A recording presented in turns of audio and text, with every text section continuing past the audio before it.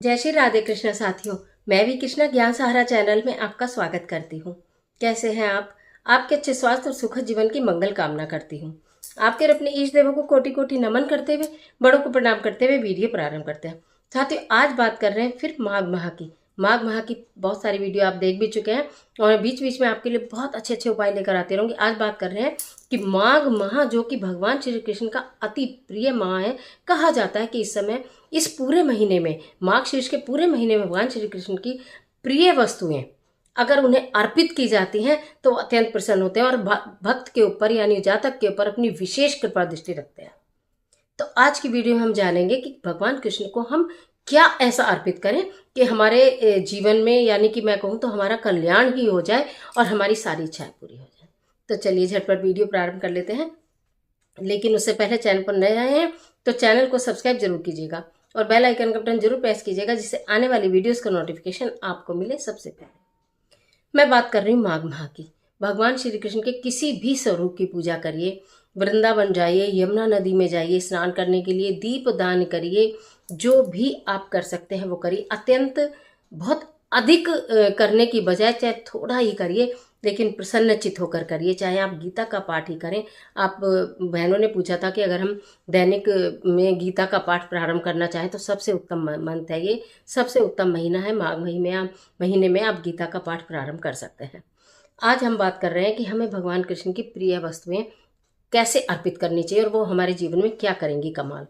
देखिए, भगवान कृष्ण की प्रिय वस्तु सबसे प्रिय तो क्या है? बांसुरी। आप अच्छी तरह जानते हैं। यदि आप एक बांसुरी, चाहे वो काठ की हो, चाहे वो स्टील की हो, चाहे वो जिस भी चीज की हो, आपका मन है कि मैं चांदी की ले लूं, जैसी आपकी श्रद्धा, जैसी आपकी भक्ति, जैसे आपके भाव, बांसुरी एक लेकर उसके साथ एक शहद की शीशी लेकर यदि भगवान श्री कृष्ण जी के मंदिर में जाकर अर्पित कर कर आते हैं, यानी कि वहीं छोड़कर आ जाते हैं, उनके चरणों में समर्पित करके आ जाते हैं, तो आपके जीवन में, आपके रिश्तों में अत्यंत मिठास आ जाती है। जो आपके काम रुके हुए हैं वो बनने प्रारंभ हो जाते हैं। अगर किसी का विवाह नहीं हो रहा तो विवाह होना शुरू हो जाता है। अगर आप किसी को पसंद करते हैं, प्रेम विवाह करना चाहते हैं, तो वो विवाह भी जल्दी से जल्दी संपन्न हो जाता है। यानी कि आपके गठबंधन बनने की पूरी तैयारी हो जाती है। वैवाहिक जीवन सुखमय हो जाता है। आपस में रिश्तों में प्रेम बरसता है। इसके साथ साथ आप अर्पित कर सकते हैं एक काजल की डिब्बी। काजल की डिब्बी भगवान श्री कृष्ण को अर्पित करने से आपके घर की, आपके व्यापार की, आपके घर के सदस्यों की नजर, हाय, बददुआ सब दूर होती है। आप कह सकते हैं व्यापार पे नजर है किसी पे, तो इस महीने में कभी भी एक काजल की डिब्बी भगवान श्री कृष्ण पर अर्पित कर दीजिए। और आपको ऐसा लगता है कि हमारे साथ ज्यादा ही ये परेशानी है, तो जो भी शनिवार आपके पास, जितने शनिवार हो, 1 2 3, जो भी जितने भी शनिवार हो, हर शनिवार को एक काजल की डिब्बी भगवान श्री कृष्ण के चरणों में अर्पित कर कर अपनी बात कहकर चले आइएगा, लेकर नहीं आनी है वापस। उसके बाद हम बात करते हैं मोरपंख की। मोरपंख की एक अलग से वीडियो आपको बहुत अच्छी बनाकर दूंगी कि आपको मोरपंख कहाँ रखना चाहिए और वो क्या काम करता है। लेकिन इस महीने में मोरपंख अगर आपके घर में नहीं है तो आप निश्चित खरीद के ला सकते हैं। और एक मोरपंख खरीद के लाए तो अपने घर में भी रखें। और एक मोरपंख अगर भगवान श्री कृष्ण के मंदिर में अर्पित कर कर आते हैं तो आपके घर में सुख और समृद्धि का वास होता है। ये चीजें तो रही है। अब मैं आपको बताऊं एक महा उपाय आपको क्या करना है। जो भगवान कृष्ण है उनको माखन मिश्री बहुत पसंद था। माखन वो ग्वाले थे और आपको मालूम है कि जितनी भी सारी गोपियां थी उनकी मटकियों को तोड़ तोड़ के माखन खा जाया करते थे। उनको माखन की मटकी अट्रैक्ट करती थी। ये देखिए, तो आपको क्या करना है, एक छोटी सी मिट्टी की मटकी लेनी है। अब देखो मैं दिखाती हूँ। सबसे छोटा साइज तो यही होगा। इसे कुलिया भी कहते हैं। पूजा की थी ना दशहरे में, तो ये कोरी है। तो ये सबसे छोटी है। इससे छोटी तो खैर बनती भी नहीं होगी। इससे बड़ी, उससे बड़ी, उससे बड़ी, जितनी आपके सामर्थ हो। ऊपर से खूब सुंदर सुंदर, ये तो रफ है, लेकिन ये वाली जो मटकी है ना, आजकल मिट्टी की बहुत सुंदर सुंदर डेकोरेटिव भी आती हैं। अंदर से वो मिट्टी की है, लेकिन ऊपर से चिकनी होकर उनके ऊपर कुछ कुछ डिजाइनिंग बनी रहती है। हमेशा कान्हा जी को उसमें भोग लगाते हैं। अगर 56 भोग लगा हो तो आप देखेंगे कि छोटी छोटी मटकियां बाजार में आती हैं, उसी में सामान भर के कान्हा जी को भोग लगाया जाता है, क्योंकि कान्हा जी का मटकी से गहरा संबंध रहा है। तो आपको इस तरह की एक मटकी लेनी, छोटी बड़ी जैसी आपकी श्रद्धा हो। उसमें आपको माखन भरना है। माखन कैसा भरना है? ये जो बाजार से अमूल का और पराग का आता है ये तो बिल्कुल भी नहीं भरना है।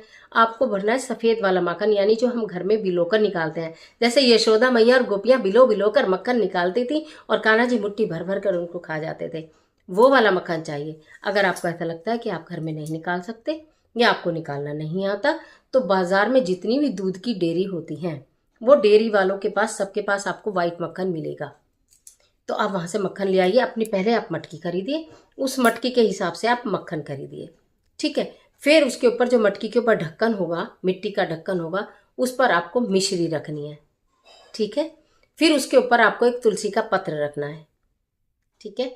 फिर उसको, मटकी को आप पीले कपड़े से बांध दीजिए, ठीक है। पीला कपड़ा, मैं बता, जैसे ये मटकी है तो इसको पीले कपड़े से ऐसे ऊपर नहीं, ऐसे करके, यूं करके नीचे बांधना है आपको, ठीक है।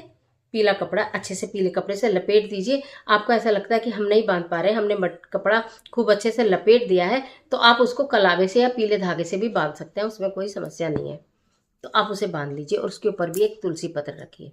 अब लेके भगवान श्री कृष्ण के मंदिर में जाना है और इस मटकी को सप्रेम भेंट करना है कि हे प्रभु, मैं तुम्हारा प्रिय भोग लेकर आई हूँ, माखन और मिश्री तुलसी दल के साथ, इसको स्वीकार करिए। जब ऐसा भाव आप करते हैं ना, जब गोपियां पुनः जान जान के गोपियां ना माखन की जो मटकी होती थी थोड़ा ऐसे रखती थी कि कान्हा जी की नजर पड़ जाए। कहने को हम लोग रासलीला जो देखते हैं उसमें ये दिखाते हैं कि कान्हा जी छुप छुप के मक्खन तोड़ तोड़ के मटकी खाते थे, लेकिन गोपियां भी यही चाहती थी कि आज कान्हा मेरा माखन खा ले, आज कान्हा मेरे घर आ जाए, आज कान्हा मेरा माखन खा ले, आज कान्हा मेरी मटकी फोड़ दे। ये उनके अपने मन के भाव होते थे, तभी कान्हा जी वहां पहुंचते थे माखन खाने के लिए। और अगर आप ये माखन लेकर भगवान के मंदिर में जाती हैं, उनको ये भक्ति भाव से अर्पित करती हैं, आपको कुछ कहने की आवश्यकता है ही नहीं, आपको कुछ बोलने की जरूरत पड़ेगी ही नहीं। किसी भी दिन अगर आप इस कार्य को करती हैं तो आपको कुछ बोलने की जरूरत नहीं पड़ेगी। आप वो रख कर आइए और उनकी ओर कुछ क्षण आप पलक निहारिए। आप पलक कहने का मतलब यह है कि ऐसे बस आप देखते रहिए, बिल्कुल ऐसा करिए जैसे कि वो आपकी और उनकी बात हो रही है, आपका उनका आई कांटेक्ट हो रहा है, बात हो रही है, उनकी छवि आपके हृदय में उतर रही है। और वो भोग भगवान जी को अर्पित कर कर चले आइए अपने घर। आपके जीवन में इतना जबरदस्त चमत्कारी रूप से परिवर्तन होगा। इनमें से कोई भी चीज़, अगर आप ये सोचे कि किसी दिन मैं बांसुरी और शहद अर्पित कर दूं, तो किसी दिन मैं काजल कर दूं, किसी दिन मैं मोरपंख कर दूं, बिल्कुल कर सकते हैं, बिल्कुल कर सकते हैं। और आपको लगता है मैं इनमें से कुछ भी ना करूं और सिर्फ मटकी कर दूं, तो बिल्कुल कर सकते हैं। मटकी तो जरूर ही कर सकते हैं, और कोई चीजें भी आप करें या ना करें, पर जो भी संभव हो, जितना भी संभव हो, पूरा महीना आपके पास है। 8 दिसंबर तक का माघ का महीना है, 9 नवंबर से प्रारंभ हुआ है और 8 दिसंबर तक ये रहने वाला है। इस बीच में जब भी चाहे भगवान श्री कृष्ण की कृपा हेतु इस कार्य को कर ही डालिए। सूतक में, पातक में, पीरियड में नहीं करिएगा, बाकी कभी भी आप कर सकते हैं। शुद्ध भाव से, शुद्ध मन से आप कर सकते हैं, आपके बच्चे कर सकते हैं, आपके पति कर सकते हैं। अगर आपके बच्चे भगवान को भक्ति भाव से मोरपंख अर्पित करते हैं तो आप देखिए उनकी बुद्धि कितनी तीव्र हो जाएगी। करके देखिए, बच्चों से करवा के देखिए कि चलो आज कान्हा जी को मोरपंख देकर आएंगे। बहुत सारे तरीके होते हैं बच्चों को पूजा सिखाने के, संस्कार सिखाने के, बच्चों का उस तरफ रुझान करने के बहुत सारे तरीके होते हैं। और कान्हा जी तो हर बच्चे को बहुत प्रिय हैं। चलो आज कान्हा जी को माखन मिश्री का भोग लगाएंगे। जल्दी जल्दी नहा धोकर तैयार हो जाओ, आज चलेंगे माखन मिश्री का भोग लगा कर आएंगे कान्हा जी को। आप देखिए, आपसे पहले आपका बच्चा तैयार हो जाएगा, निश्चित।